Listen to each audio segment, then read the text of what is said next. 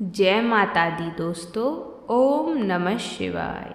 माता सभी पर खूब कृपा करें। आज अश्विन मास की पितृपक्ष में आने वाली इंदिरा एकादशी है। आज के दिन जो कोई भी इस एकादशी को व्रत करता है और व्रत कथा को सुनता है, उसकी गति उसी प्रकार होती है जिस प्रकार भगवान श्री कृष्ण ने युधिष्ठिर महाराज को बताई है। यह कथा सभी के मंगल काम करने वाली है। मेरा आप सभी माताओं बहनों से यह प्रार्थना है कि आप सभी कथा को पूरा ज़रूर सुनें। तो आइए कथा को शुरू करते हैं।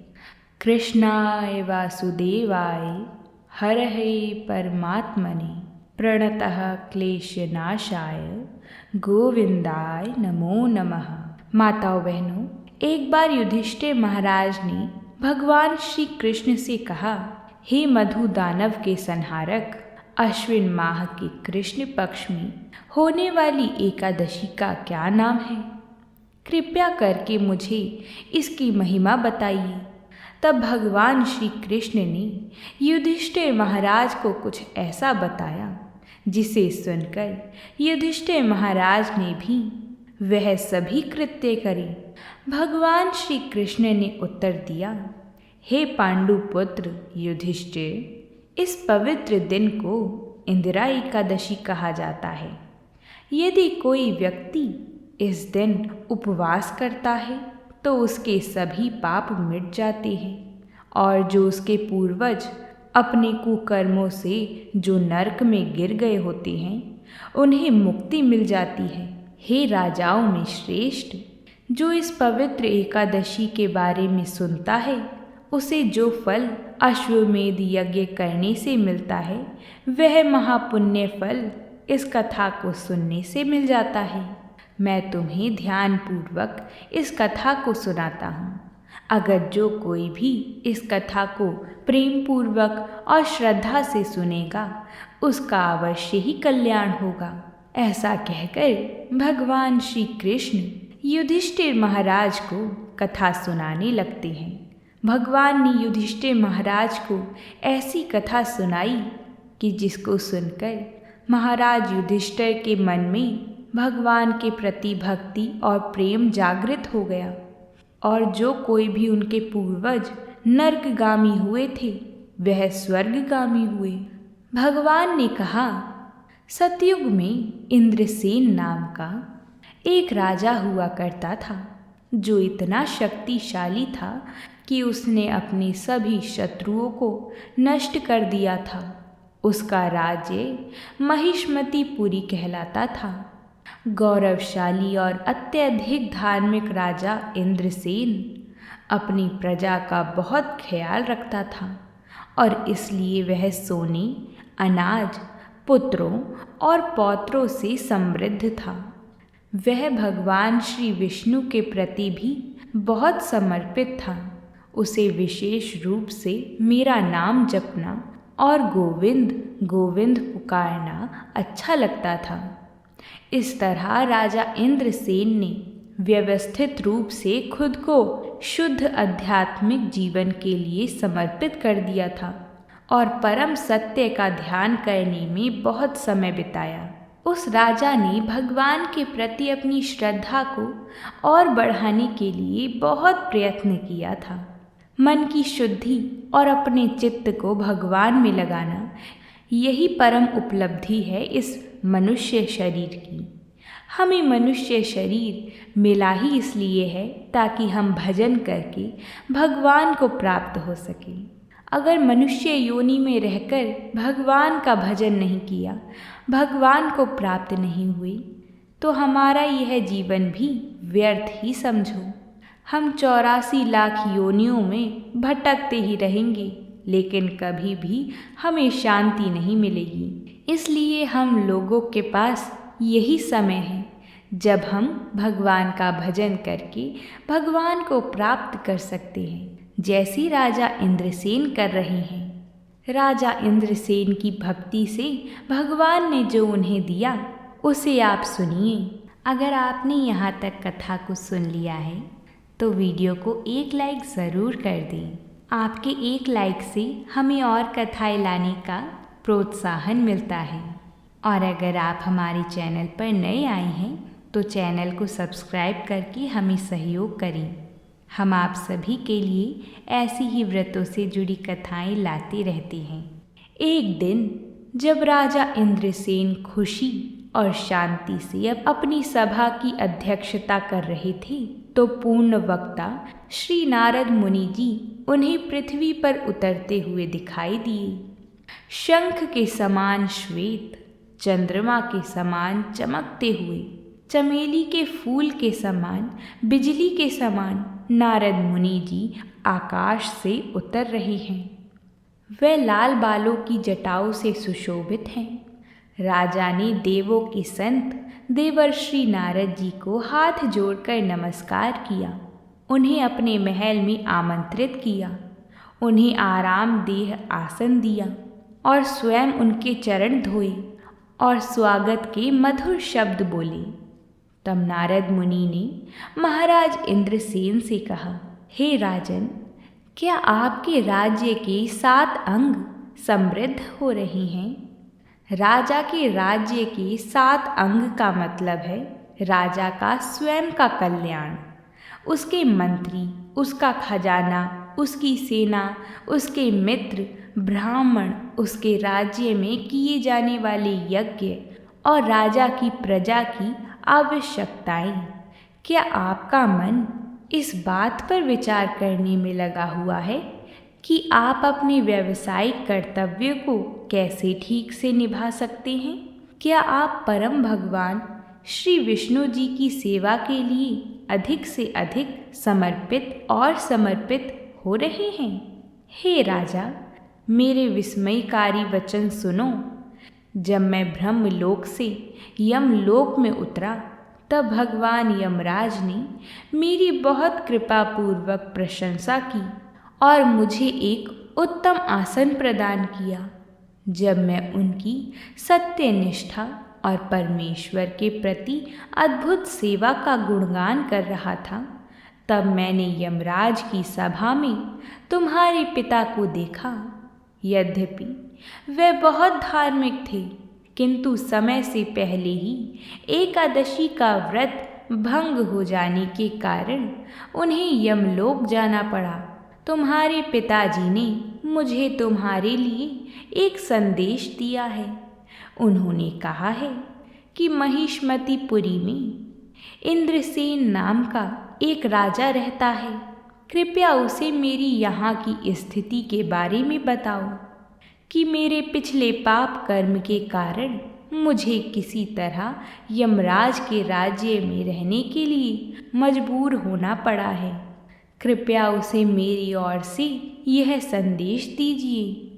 हे पुत्र, कृपया करके पितृपक्ष में आने वाली इंदिरा एकादशी का व्रत करो और बहुत दान करो ताकि मैं इस नर्क से स्वर्ग जा सकूं।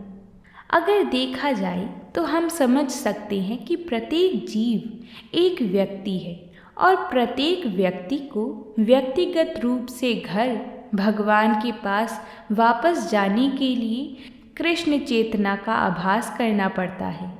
जैसा कि गरुड़ पुराण में कहा गया है, जो व्यक्ति नरक में पीड़ित है वह कृष्ण चेतना का आभास नहीं कर सकता, क्योंकि उसके लिए कुछ मानसिक शांति की आवश्यकता होती है, जिससे नर्क की यातनाएं असंभव बना देती हैं। यदि नर्क में पीड़ित पापी का कोई रिश्तेदार पापी के नाम पर कुछ दान देता है तो वह नर्क से निकलकर स्वर्ग लोक में प्रवेश कर सकता है। लेकिन यदि पापी का रिश्तेदार अपने पीड़ित परिजनों के लिए इस एकादशी का व्रत रखता है तो परिजन सीधे आध्यात्मिक दुनिया में चला जाता है, जैसा कि ब्रह्म वैवर्त पुराण पर आधारित इस कथा में कहा गया है। नारद मुनि जी ने जो आगे कहा उसे आप ध्यानपूर्वक सुनिएगा। नारद जी ने कहा, हे राजन, मैं बस यही संदेश देने आया हूँ। आपको इंदिरा एकादशी का व्रत रखकर अपने पिता की मदद करनी चाहिए। आपको जो पुण्य मिलेगा उससे आपके पिता स्वर्ग जाएंगे। इस बात को राजा इंद्रसेन ने ध्यानपूर्वक सुना। राजा इंद्रसेन ने पूछा, हे महान नारद जी, कृपया करके दयालु बने और मुझे स्पष्ट रूप से बताएं कि इंदिरा एकादशी का व्रत कैसे रखा जाए। नारद मुनि जी ने उत्तर दिया, हे राजन, कृपया सुनिए, क्योंकि मैं आपको इंदिरा एकादशी के पालन की पूरी विधि बताता हूँ। यह एकादशी अश्विन माह के कृष्ण पक्ष में आती है। एकादशी से एक दिन पहले दशमी तिथि को प्रातः काल उठकर स्नान करें और फिर पूर्ण श्रद्धा के साथ भगवान का कुछ पूजन करें। दोपहर के समय पुनः बहते जल में स्नान करें और फिर श्रद्धा और विश्वास के साथ अपने पितरों का तर्पण करें। इस दिन एक बार से अधिक भोजन ना करें और रात को जमीन पर सोएं। जब तुम एकादशी के दिन सुबह उठोगे तो अपने मुंह और दांतों को अच्छी तरह से साफ करना और फिर भगवान के प्रति गहरी भक्ति के साथ यह पवित्र व्रत लो कि आज मैं पूरी तरह से उपवास करूँगा और भगवान से प्रार्थना करूँ कि हे कमल नयन भगवान, हे अच्युत, कृपया करके मुझे अपने चरण कमलों में शरण दो। दोपहर के समय श्री शालिग्राम शिला के पवित्र स्वरूप के समक्ष खड़े होकर विधि विधान से उसके बाद पवित्र अग्नि में घी की आहुति दें और अपने पितरों की शांति के लिए तर्पण करें। इसके बाद योग्य ब्राह्मणों को भोजन करावें। स्पष्ट रूप से अन्न रहित प्रसाद और अपनी क्षमता के अनुसार उन्हें कुछ दान दक्षिणा दें। अब अपने पितरों को अर्पित किए गए पिंडों को ग्रहण करें, उन्हें सूंघें और फिर गाय को खिला दें। इसके बाद धूप और पुष्प से भगवान हर्षिकेश की पूजा करें और अंत में भगवान श्री केशव के विग्रह के पास पूरी रात जागरण करें। अगले दिन द्वादशी तिथि को प्रातःकाल श्रीहरि की भक्ति पूर्वक पूजा करें और ब्राह्मण भक्तों को भव्य भोज के लिए आमंत्रित करें। फिर अपने रिश्तेदारों को भोजन कराएं और अंत में खुद भी चुपचाप भोजन ग्रहण करें। यदि तुम इस प्रकार इंद्रियों को संयमित करके इंदिरा एकादशी का व्रत करोगे तो तुम्हारे पिता अवश्य ही भगवान विष्णु के धाम को प्राप्त होंगे।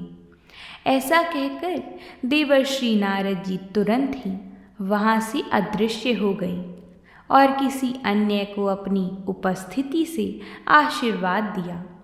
राजा इंद्रसेन ने नारद जी के कहे अनुसार श्रद्धापूर्वक और विधि विधान से अपने रिश्तेदारों और सेवकों के साथ इस व्रत का पालन किया। जैसे ही उन्होंने द्वादशी तिथि को अपना व्रत तोड़ा तभी आकाश से फूल गिरने लगे। इस व्रत को करने से इंद्रसेन महाराज ने जो पुण्य कमाया उससे उनके पिता को यमराज के राज्य से मुक्ति मिली और उन्हें पूर्ण आध्यात्मिक शरीर प्राप्त हुआ। वास्तव में राजा इंद्रसेन ने उन्हें गरुड़ वाहन की पीठ पर भगवान हरि के धाम की ओर जाते हुए देखा। इंद्रसेन स्वयं बिना किसी बाधा के अपने राज्य पर शासन करने में सक्षम थे और समय आने पर जब उन्होंने अपने बेटे को राज्य सौंपा तो वह भी वैकुंठ धाम को चले गए। भगवान कृष्ण ने कहा, हे युधिष्ठिर, यह इंदिरा एकादशी की महिमा है जो अश्विन मास के कृष्ण पक्ष में होती है। जो कोई भी इस कथा को सुनता या पढ़ता है वह इस संसार में जीवन का आनंद उठाता है, अपने पिछले पापों के सभी प्रभावों से मुक्त हो जाता है और मृत्यु के समय भगवान के पास वापस चला जाता है, जहाँ पर वह अनंत काल तक निवास करता है। हम दान पुण्य करते हैं तो उसका प्रभाव यह होता है कि हमें मरने के बाद स्वर्ग लोक मिलता है, लेकिन स्वर्ग लोक की भी सीमा है। जैसे ही हमारे पुण्य खत्म होते हैं वैसे ही तो हमें वापस इस मृत्यु लोक में भेज दिया जाता है। फिर यही 84 लाख योनियों में फिर हम भटकते रहते हैं। इसलिए इससे अच्छा है कि भगवान की भक्ति करके भगवान को प्राप्त हों। दान पुण्य करें, लेकिन भगवान की प्राप्ति के लिए, स्वर्ग लोक के लिए नहीं। क्योंकि अगर भगवान को चाहा तो भगवान कभी तुम्हें वापस इस जगत में नहीं भेजेंगे। भगवान का वैकुंठ लोक वापस किसी को नहीं आने देता। भगवान उसे अपने प्रिय की तरह रखते हैं। तो बोलिए भगवान श्री कृष्ण की जय हो। इस प्रकार युधिष्ठिर महाराज ने इस कथा को सुना और उन्होंने भी इंदिरा एकादशी को किया। मैं आशा करती हूँ कि आप सभी को यह कथा पसंद आई होगी और आपने इसको पूरा सुना होगा। आप वीडियो को लाइक कर सकते हैं और आप हमें कमेंट करके बता सकते हैं कि आप सभी को हमारी कथाएं कैसी लगती हैं। और अगर आप हमारे चैनल पर नए आए हैं तो हमारे चैनल को ज़रूर सब्सक्राइब कर लें। हम आप सभी के लिए ऐसी ही कथाएं लाते रहते हैं।